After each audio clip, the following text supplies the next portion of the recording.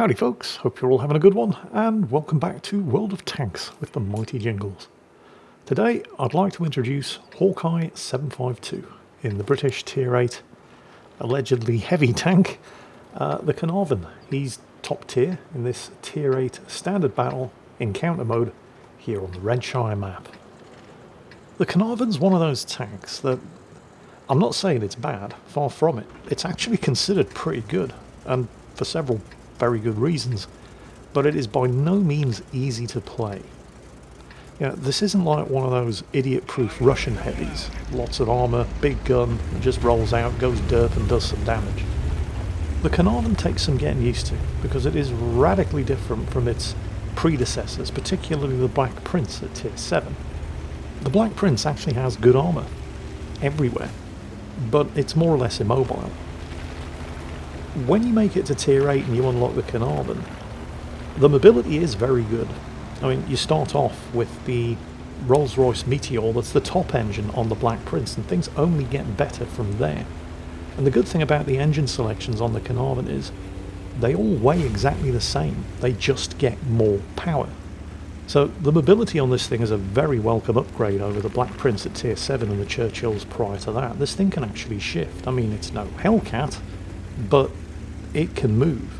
Speaking of Hellcats, Hellcat drivers, can you explain to me why you always do this?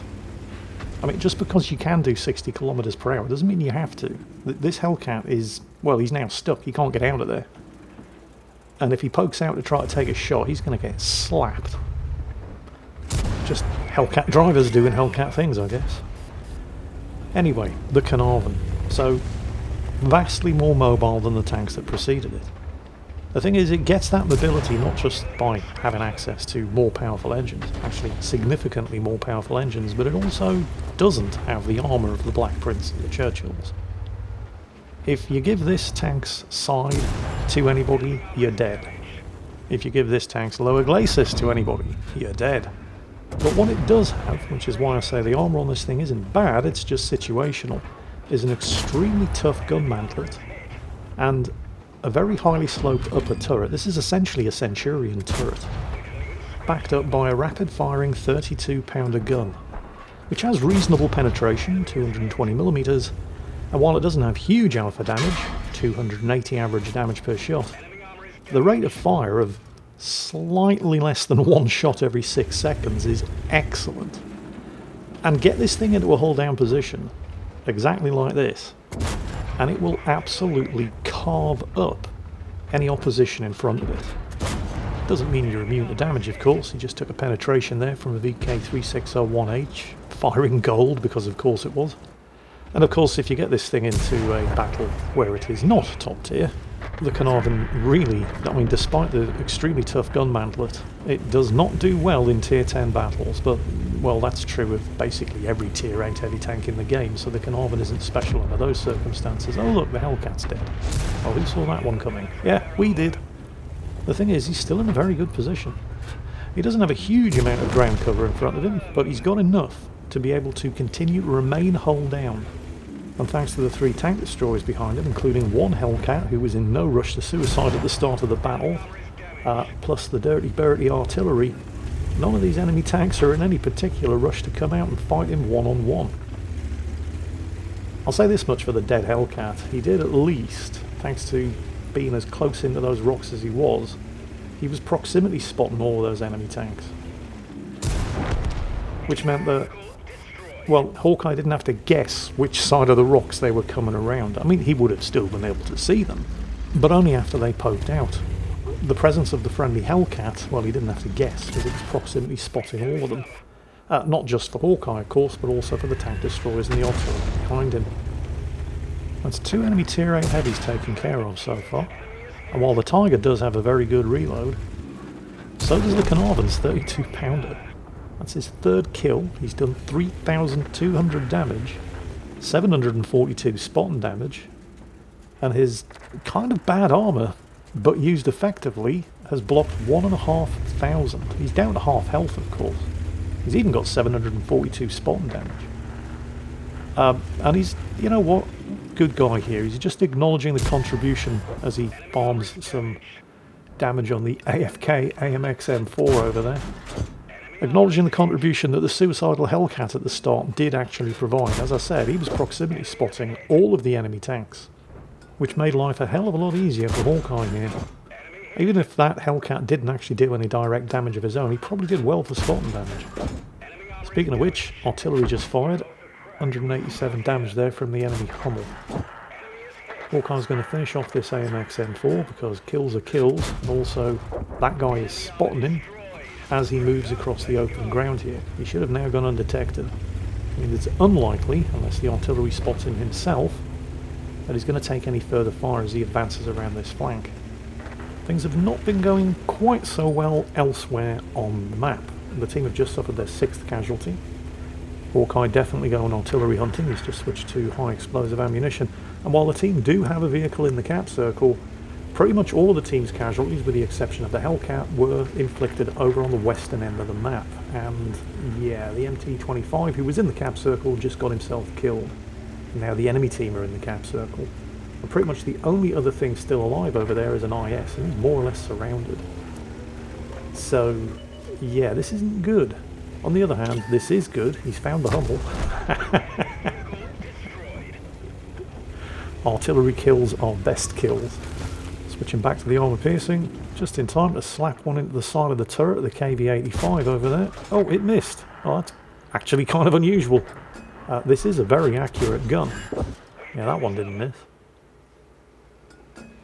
He has no idea where Hawkeye is, does he?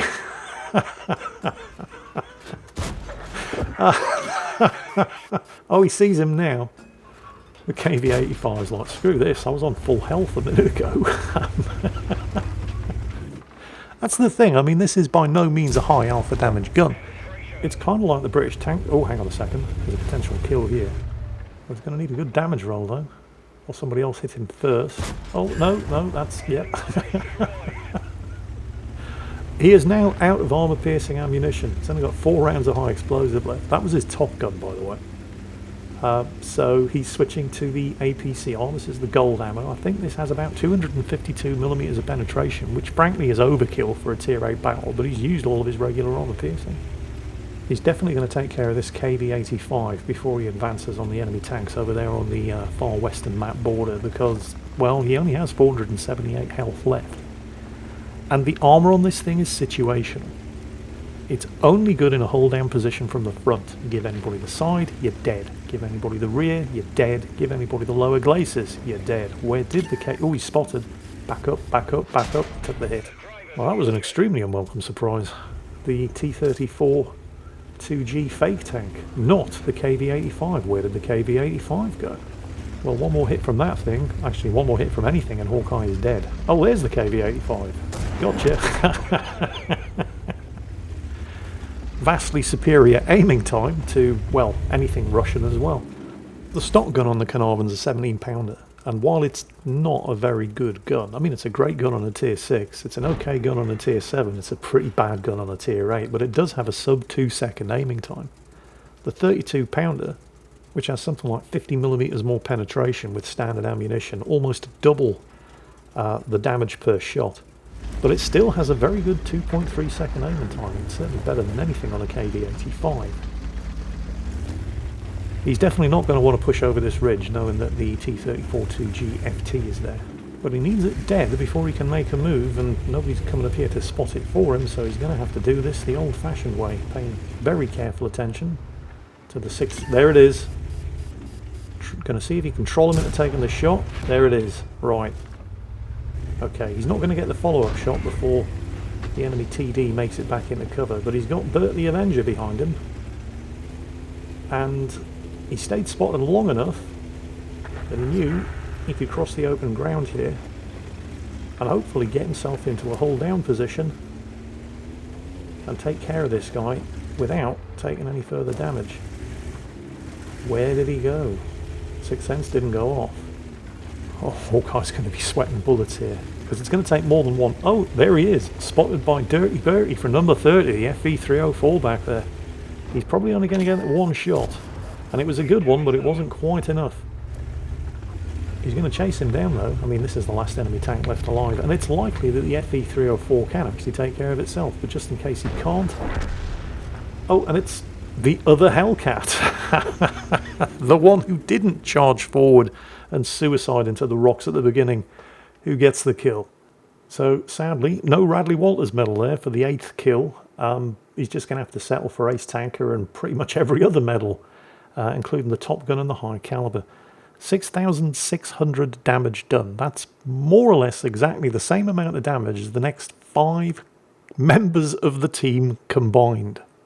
Oh, and Hellcat drivers, look who's second. I'm just saying, the Hellcat driver who didn't rush forward and suicide right into the teeth of an enemy assault right at the start of the battle. Just because you can do 60 kilometers per hour doesn't mean you have to. But just a good all-round solid performance there from Hawkeye 752 in the Caernarvon. A tank that is considered one of the better Tier 8 heavies, but it's not idiot-proof. You have to know what you're doing. The armour is only good situationally. If you drive this thing like you stole it, or like you're driving the average Hellcat, you will not last long. And more importantly, even though he had to fire a couple of rounds of gold there, because he ran out of regular ammo, even without the premium account and the personal mission payout, if he'd been running a standard account in this thing, he would have still made more than 50,000 credit profit. As it happens, he did have a personal mission payout and he's running a premium account, so he made 142,000 credits profit because this isn't tier 10. So it's possible to do well and actually be rewarded for it if you're any good. And hopefully we can all agree, at least in the Caernarvon, Hawkeye 752 definitely is. Hope you enjoyed watching him play. Hope you enjoyed today's video. And as always, take care. And I'll catch you next time.